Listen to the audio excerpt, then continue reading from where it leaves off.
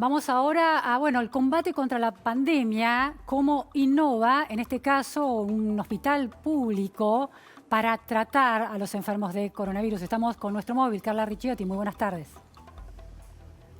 Luciana, buenas tardes. Sí, aquí estamos con el doctor Ignacio Fernández Criado. Él está a cargo de este centro de monitoreo en donde se vigila de manera remota a los pacientes que han sido externados por coronavirus, obviamente, para ver día tras día cuál es la evolución de estos pacientes y si en todo caso necesitan ser internados nuevamente o requieren algún tipo de atención extra a la que pueden estar teniendo en sus domicilios particulares una vez que se fueron del hospital ya después de haber dado negativos diferentes test. ¿Esto es así, doctor? ¿Cómo funciona concretamente este monitoreo a distancia? Hola, ¿cómo estás? Te corrijo primero porque hay veces que los pacientes se van y han sido positivos. Y de todas maneras ese paciente que ha tenido coronavirus y fue positivo, también lo controlamos. Lo que desarrollamos es un sistema en base a un mapa ESRI donado por Aeroterra y en compañía con la empresa Champaña, para controlar a los pacientes justamente que están en la casa y que en el lapso de la convalecencia queremos conocer bien su evolución. Básicamente lo que hacemos es, una vez que damos de alta al paciente, lo ingresamos al sistema y lo invitamos al paciente a diariamente reportar sus síntomas en una URL, una página web, que nos llega a nosotros, como están viendo, un reporte diario de cada uno de los pacientes. En el centro de monitoreo somos un grupo de médicos que controlamos cuáles son la evolución de los pacientes en la casa y si notamos algún cambio o el paciente nos informa que se siente desmejorado y que cree que necesita una asistencia, le hacemos un llamado y vemos de qué se trata. Puede ser que sea una mayor angustia o que empeoró algún síntoma de los considerados no graves, la tos o el dolor de garganta, o puede ser que siga con fiebre o te empiece con dificultad respiratoria y en ese caso tendremos que activar al sistema de emergencias para que lo vaya a ver o decirle a ese paciente que tiene que regresar al hospital a hacer una consulta presencial. Gracias, Carla. Gracias, Ignacio Fernández Criado. Ignacio, veía ahí los síntomas. ¿Cuáles son los síntomas que ustedes van monitoreando los pacientes que fueron externados y están en sus domicilios? Los dos síntomas principales que monitoreamos y que le damos mayor preponderancia por su gravedad es la fiebre y la falta de aire. Esos son los dos síntomas ante los cuales nosotros inmediatamente hacemos un llamado telefónico. Después evaluamos si tiene tos, si se siente cansado, si tiene dolor de garganta o si está con expectoración. Ahora, Ignacio, obviamente no es lo mismo. Sí, hemos estado hablando con expertos porque hay información, por ejemplo, que señala que una manifestación del coronavirus infectando el cuerpo puede no ser pulmonar, sino que puede ser cardíaca. No hay monitoreo de síntomas que hagan prever una miocarditis, por ejemplo, que es lo que, según nos explicaron los expertos, puede producir el coronavirus. Uno con estas cosas intenta ir a la generalidad de los pacientes con coronavirus o de cualquier otra patología. Desde ya que la miocarditis por cualquier virus, o en este caso por coronavirus, es una complicación muy poco frecuente, pero existe. Nosotros tenemos que ocuparnos de la generalidad y estas cosas que se van viendo en el marco de la reproducción de más pacientes, las iremos agregando si considerásemos que son preponderantes o si son misceláneas de la medicina, tal vez las dejaremos. También otros pacientes se han presentado con diarrea, eso lo vimos muy frecuentemente, que el paciente el primer síntoma que tiene es diarrea. Los oftalmólogos nos están alertando que hay veces los pacientes tienen conjuntivitis.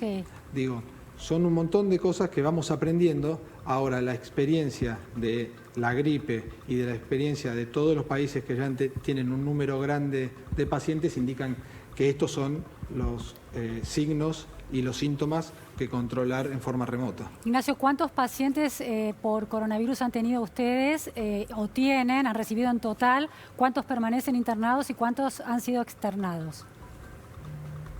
Ahora tenemos 32 en monitoreo continuo, algunos de ellos han sido negativos, otros han sido positivos y en este momento tenemos internado en la sala general 25 pacientes. ¿Y externados que estén monitoreando? 32. 32. ¿Hay algún paciente en situación más crítica con respirador o con medidas de asistencia más extremas? Hay uno en el hospital en terapia intensiva en esa condición, sí. ¿Los pacientes pueden negarse a este monitoreo? Porque bueno, está siempre el tema de esta colisión de derechos a la privacidad o no, o es una recomendación médica que están aceptando voluntariamente y con ganas. Hasta ahora la aceptación fue muy buena, siempre estos cambios disruptivos de innovación tienen sus barreras, pero hasta ahora venimos con una buena aceptación. De todas maneras, hay pacientes en los cuales no tienen un mail o no están tan familiarizados con la herramienta. Claro. Entonces lo que hacemos es, si un paciente no se notifica durante 2 días, hacemos un llamado telefónico. Ignacio, ¿el monitoreo se hace a través del mail o se hace a través de un celular? ¿Cómo funciona el sistema? ¿Hay algún tipo de aplicación específica que ustedes hayan descargado en los celulares de los pacientes externados? No, por ahora no.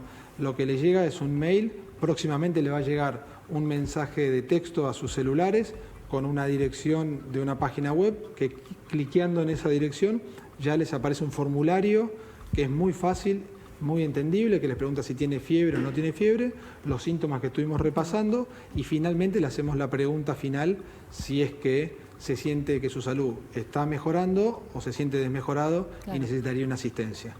El objetivo es evitar que el sistema colapse, es decir, en la manera en que los pacientes no necesitan estar internados en el hospital, ya mandarlos a su casa, pero tampoco aplicar tanta cantidad de recursos, automatizar de alguna manera el chequeo de la evolución de los pacientes. Sí, exactamente. Lo primero que tenemos que priorizar son los recursos de terapia intensiva, respiradores, todo lo que hoy se está hablando y es real porque es donde van los pacientes críticos. Pero detrás de eso vienen las camas de internación general y detrás de eso vienen los centros de consultas espontáneas y las guardias. Todo tiene el riesgo de colapsarse. Esta herramienta que desarrollamos, lo que creemos es que puede dejar al paciente de bajo riesgo, que está evolucionando bien, en la casa y con la tranquilidad que desde el hospital lo estamos monitorizando. Ignacio, ¿cómo en términos estadísticos, con toda esta información que está circulando entre los médicos y los científicos alrededor del mundo, en términos estadísticos, si es que cuentan con esa información, ¿cómo evoluciona un paciente? Un paciente que entra en estado con síntomas leves, ¿tiende a sostener esos síntomas o puede cambiar abruptamente su situación y en cuántos días? Hoy lo que estamos viendo es que es preponderante los factores de riesgo que tiene el paciente previo a adquirir la enfermedad para empezar a pensar cómo puede llegar a ser el desarrollo de la enfermedad. Claro. Por eso no es lo mismo la enfermedad declarada en un paciente joven sin síntomas que en un paciente con enfermedad cardiovascular, diabético, hipertenso, de 70 años. Eso es lo más importante hoy que tenemos como información para categorizar a los pacientes.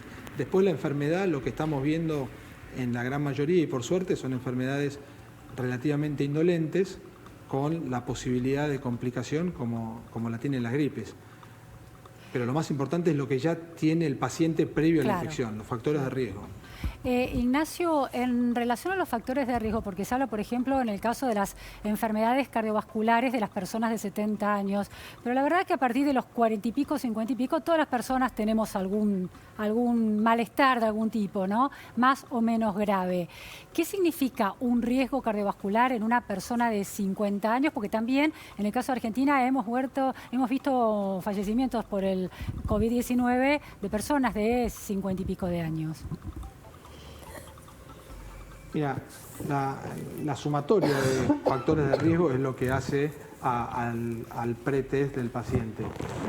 Obviamente que tiene más riesgo un paciente de 50 años con 2 stents e hipertenso que un paciente de 50 años que no lo tiene. Cuando ponemos en la balanza un factor de riesgo, lo ponemos en contra de un paciente en sus mismas condiciones que no lo tiene. contra un paciente de mayor edad, seguramente el paciente de mayor edad tiene más riesgo. Pero por ejemplo, una persona que se considera sana pero tiene hipertensión, una persona que se considera sana pero tiene fibrilación auricular, ¿son factores de riesgo suficientes como para agravar la situación del coronavirus? No, la verdad que no son del todo suficientes para tomar una alerta sobredimensionada. Por supuesto que es un paciente que tiene que estar cuidado. Ahora, no es un paciente que le vamos a indicar un reposo y un confinamiento tan importante como a los mayores de 65 años, porque ese sabemos que tiene un peso propio enorme. Ahí mostraban, nuestra edad promedio de pacientes es de 38 años. Ajá. Edad promedio. Son pacientes relativamente jóvenes. Sí, sí. La edad promedio de nuestros pacientes, y eso es lo que estamos viendo ahora. La gente que viajó, que estuvo en contacto con gente que viajó. Claro, la gente que se mueve más, ¿no? Que circula más socialmente y por trabajo, es la que se infecta más, quizás levemente. Exacto. Y tenemos con esta medida de aislamiento obligatorio, tratar de dejar a este promedio, que es muy bueno para las estadísticas y para cómo va a evolucionar a nivel salud pública esto, que no aumente la edad de los pacientes. Bien. Ignacio, última cuestión. Bueno, en términos de recursos, el Hospital de Clínicas tan importante en la Ciudad de Buenos Aires, ¿cuántos respiradores tiene hoy disponibles y cuántas camas de cuidado intensivo tiene? Bueno, las camas de terapia intensiva tenemos alrededor de 50 respiradores disponibles entre las terapias intensivas, los quirófanos y la guardia para hacer frente a esta pandemia. ¿Y cuántos enfermeros y médicos tienen para cada uno de esos pacientes que eventualmente puede estar usando esos recursos? ¿Cuentan con la cantidad de personal ideal para una situación como esa tan crítica? Sí, lo que armó el comité de crisis del hospital, que se conformó con un montón de médicos, son armar postas de profesionales de la salud para que no todos vengan en el mismo momento al hospital. Entonces, hoy está funcionando el hospital con un grupo de médicos que es el necesario para que el hospital hoy funcione y atienda a los pacientes que tenemos internados. Después eso va a rotar y vendrán otros médicos a tomar la posta y estos irán a descansar o a otras tareas como puede ser el telemonitoreo. Porque el recurso humano hay que cuidarlo tanto como los recursos económicos. Acá se enferma un médico que tiene un riesgo del 20% de infectarse y deja un puesto que tal vez no lo puede suplantar cualquiera. Entonces hay todo un armado de equipos de trabajo que está muy bien articulado para que vengan los médicos, enfermeros y todo el personal que sea necesario. Si vos vendrías por el hospital, verás que el hospital está casi desierto de médicos, pero eso tiene una intención. Claro, preservarlos para las situaciones más críticas. Muchísimas gracias, Ignacio Fernández Criado, desde el Hospital de Clínicas. Muchísimas gracias, Carla Ricciotti. Estamos en contacto ante cualquier novedad. Carla, muy buenas tardes.